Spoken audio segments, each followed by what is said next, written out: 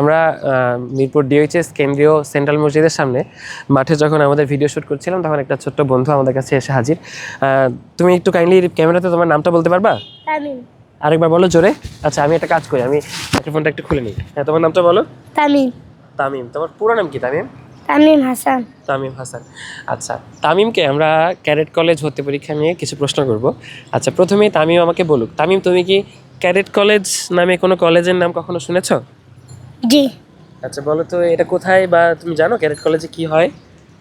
এটা একজন হাতের লেখা, সে যে খারাপ হলে এটার মাধ্যমে ভালো মতো বোঝা যায়। আচ্ছা, আমরা এখানে যখন ভিডিও বানাচ্ছিলাম তখন আসলে তামিম এখানে এসেছিল এবং তখন আমরা আমাদের স্টুডেন্টদেরকে হাতের লেখা কীভাবে সুন্দর করা যায় সেই বিষয় নিয়ে কথা বলছিলাম। তামিম সেখান থেকে ধারণা করে মনে করেছে যে ক্যাডেট কলেজ একটি হাতের লেখার প্রতিষ্ঠান।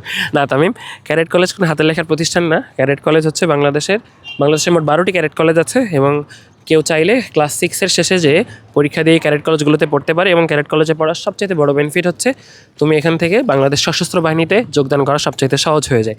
আচ্ছা তামিম, এই ক্যাডেট কলেজ ভর্তি পরীক্ষার প্রস্তুতির জন্য আমরা একটা কোচিং করিয়ে থাকি।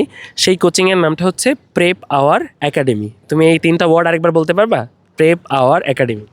পেক আবার আমার সাথে সাথে বলো, prep prep prep our our academy. Academy. আচ্ছা, এটা হচ্ছে আমাদের একটা কোচিং। তামিম, তুমি কি বড় হয়ে ক্যাডেট কলেজে পড়তে চাও? জি ইনশাআল্লাহ। ইনশাআল্লাহ। তুমি এখন কোন ক্লাসে পড়ছো তামিম? আমি ক্লাস 3-তে পড়তেছি। ক্লাস 3-তে পড়ো, তাই তো?